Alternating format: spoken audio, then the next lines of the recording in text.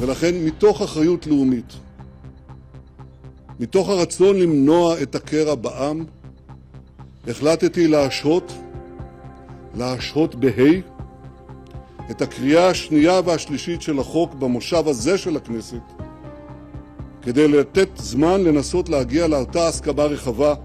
This is the moment Israeli Prime Minister Benjamin Netanyahu announced a delay to his government's controversial proposals to overhaul the judiciary.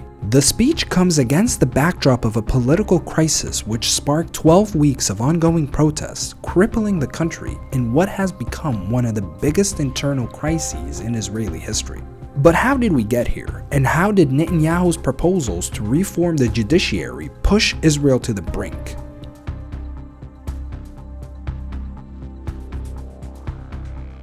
In January of this year, Israel's new government, the most right-wing in its history, led by Netanyahu, unveiled plans to change the country's judicial system. Netanyahu and his supporters have repeatedly said that the judiciary wields too much power in the country. You have to reform things that get ossified. And in Israel, what we've had is the ossification of the imbalance between the three branches of government that has to be corrected. At the core of the legislation are proposals aimed at ending or limiting the ability of the Supreme Court to overrule laws made by Parliament.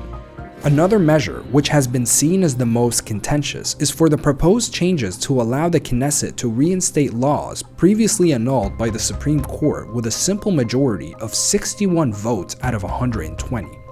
The courts in Israel have repeatedly struck down laws proposed by right-wing lawmakers, claiming that they contradict the country's basic laws.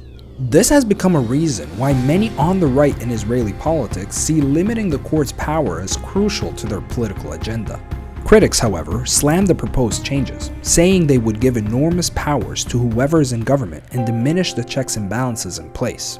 Some even warn that these changes would push the country towards a dictatorship. It's important to also note that Netanyahu himself is currently on trial for corruption, and although he denies having any ulterior motives for these proposals, his critics see them as a way for him to escape his corruption trial.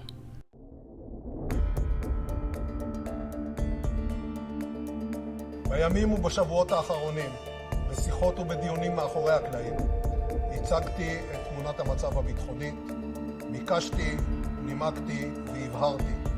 בעת הזאת חייבים לעצור את התהליך כדי שנוכל לשבת ולדבר. When Israeli Defense Minister Yoav Gallant publicly criticized the Prime Minister, urging Netanyahu to suspend the legislation, he was sacked the next day. This led to one of the biggest protests in Israeli history. Hundreds of thousands of Israelis protested across the country, some of whom called for Netanyahu's removal. Israel's largest trade union group also launched a strike across a broad range of sectors, and the country's main international airport halted all departures the same day as airport workers went on strike. Netanyahu eventually blinked and announced the pause on the judicial overhaul for at least 2 months. He promised to hold talks in the meantime to reach a resolution through dialogue. But many in Israel have doubts that he'll follow through and have vowed to continue protesting until the proposals are scrapped altogether.